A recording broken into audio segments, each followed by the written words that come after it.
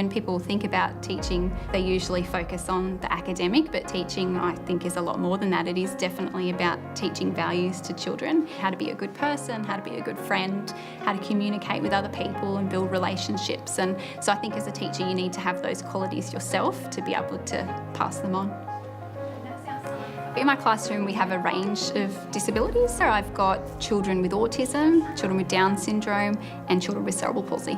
Some can speak in full sentences, so I try and model that back to them. There's others that need basic short instructions. And then I've got other students that need signs to communicate, so we use a lot of just basic sign language in the classroom. We start with a few activities on the smartboard, and then it's purely desk work. The children have their task sheet on their desk, the 5 jobs that they need to complete, and as it's completed, they receive a sticker. It's definitely a fine balance between the relationship that you have with the child, being their teacher, but also being a bit of their friend, I guess. And I found that quite hard when I first started, but I soon realised that I also needed to set boundaries and make sure that they're sticking to their curriculum. Artwork is a really important avenue for self-expression, particularly the students that are non-verbal. Sometimes they find it quite difficult to really get across their feelings.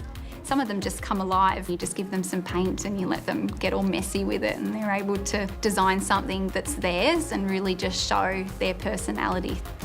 Being a patient person is very important, and strength, definitely. I'm absolutely exhausted at the end of each day, and I think any teacher would agree with that.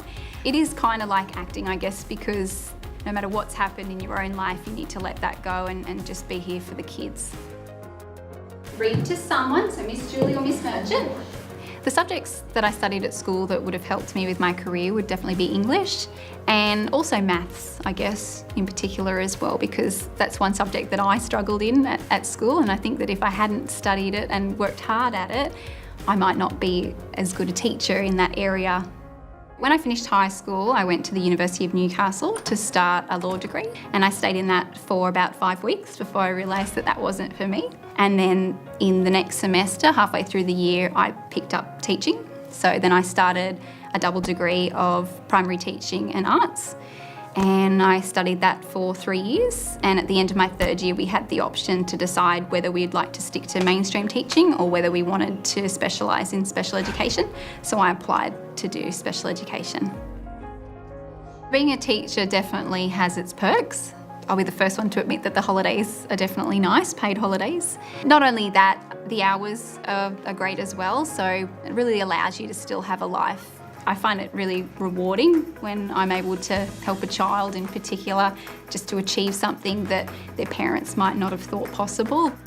So I have a little boy in my class this year, and unfortunately last year they were unable to find a way for him to communicate. And then we discovered that he was quite good at using particular visuals, and we gave him a communication strip. So basically it says I want and please, and the child has to fill in their need or want. Now that we've provided him with that visual means of communication, he's adding the verbal. So every day I will explain instructions to him with just very short ones. So when he has to put something away, I'll say pack away. And for the first time a few weeks ago, he repeated me and said pack away. And it's just such a heart-melting moment when you hear a child talk for the first time. It's, yeah, really rewarding.